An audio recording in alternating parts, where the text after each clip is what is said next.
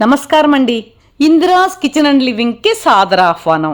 ఎలా ఉన్నారండి అందరూ? మనం ఇంతవరకు మారుతున్న భారతీయ వివాహ వ్యవస్థ పైన చర్చించుకుంటూ సాంఘిక ఆర్థిక పరిస్థితులు, గ్లోబలైజేషన్ మూలంగా సమాజం విచ్ఛిన్నమై ఉమ్మడి కుటుంబాలు సుదూరమై వ్యక్తులు ఏకాకులై జీవన పోరాటాలు చేస్తున్నారని, వివాహ వ్యవస్థ మనుగడకు కావలసిన సపోర్టు అండ్ ప్రెషర్ లోపించిన పర్యవసానమే ప్రస్తుత పరిస్థితికి కారణాలని నా లాస్ట్ 3 వీడియోస్లోనూ చర్చించుకున్నాం కదండి.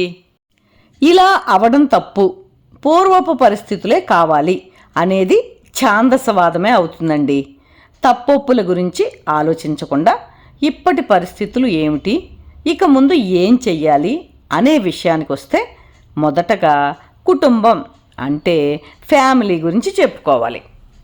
నిజమేనండి, ఎన్నో త్యాగాలు అష్టకష్టాలు పడితే గాని పిల్లలు గడికట్టి ప్రయోజకులై పెళ్లి చేసుకుని ఒక ఇంటివారు కాలేరు కదండి. ఇంతవరకు బాగానే ఉన్న ఆ సంతానమే మన ఇన్సూరెన్స్ పాలసీస్ అనుకుని మన వృద్ధాప్య బాధ్యత వారిదే అనుకోవడము, వారి నిత్యకృత్యాలలో మా తోడ్పాటు లేనిదే సరిగా జరగవు అనుకోవడము, దైవము ఆచార సంబంధిత వ్యవహారాలు మా పర్యవేక్షణలో ఖచ్చితంగా ఇలాగే సాగాలి అని అనుకోవడము, మా పాత రోజులు గొప్పవి ఇప్పటి రోజులు భ్రష్టు పట్టేశాయి అనే ధోరణి ఉమ్మడి లేక న్యూక్లియర్ ఫ్యామిలీస్ పెద్దలలో ఉన్న ఆలోచన సరళి. అయితే ప్రస్తుత రోజుల్లో ఈ ధోరణి సరికానిది అని మన అందరికీ తెలుసున్నదే. యువ దంపతులకు కుటుంబం అనేది రక్షణ కవచంలానే ఉండాలి, కానీ వారిని ఆశాంతం నడిపించే స్టీరింగ్ వీలై ఉండకూడదు కదండి. వారికి ఏదైనా అవసరం వచ్చినప్పుడు సలహా సంప్రదింపులకు మా వాళ్ళు ఉన్నారు అనే భరోసా వరకే ఉండాలి. తప్పొప్పుల జడ్జిమెంట్లోకి వెళ్లకుండా సర్ది చెప్పడానికి మాత్రమే పూనుకోవాలి. సహాయం సలహా కన్నా గొప్పది.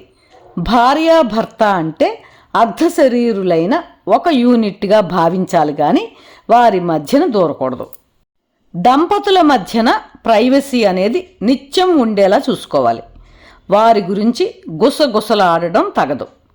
భార్యాభర్త మధ్యన గొడవలు సహజం, అవి అప్రదిష్టకు కారణాలు కావు. పిల్లల మనశ్శాంతి సౌఖ్యమే ముఖ్యం, కానీ పెద్దల ఈగోలు ముఖ్యం కాదండి. చాలా సందర్భాలలో పెద్దలు మౌనంగా ఉండడమే యువ దంపతులకు ఇచ్చే పెద్ద సపోర్ట్.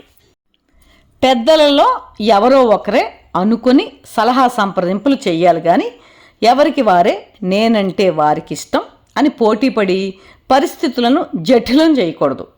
మేము ఇంత త్యాగం చేశాం, అంత త్యాగం చేశాము అంటే ఏదరికీ చేర్చవు. ఆచార వ్యవహారాలను ఆయుధాలుగా వాడి కంట్రోల్ చేయడానికి ప్రయత్నం చేయకూడదండి. వీటి ఉద్దేశం పెద్దలపై యువ దంపతులకు నమ్మకం కొనసాగే ప్రక్రియే. ఆచార వ్యవహారాలను వదిలేయమని కాదు, కానీ కాలమాన పరిస్థితులను బట్టి సరళీకృతం చేసుకునేలా సహాయపడ్డం. యువ దంపతుల ఎమోషనల్ బ్యాలెన్సెస్కు మాత్రమే పెద్దలు సహకరించాలి. పెళ్ళి అంటే జాతకాల పొంతనాలు మాత్రమే కాదు, వారికి ఒకరితో ఒకరికి పొసుగుతుందా లేదా అనే సమయం ఇచ్చి నిర్ణయం వారికే వదిలేయాలి. ఇంత చేసినా కూడా భార్యాభర్తల మధ్య వైరుధ్యాలు వచ్చి విడిపోవడమే శరణ్యం అనే పరిస్థితి వచ్చినప్పుడు కుటుంబానికి తలవంపులుగా భావించకూడదండి.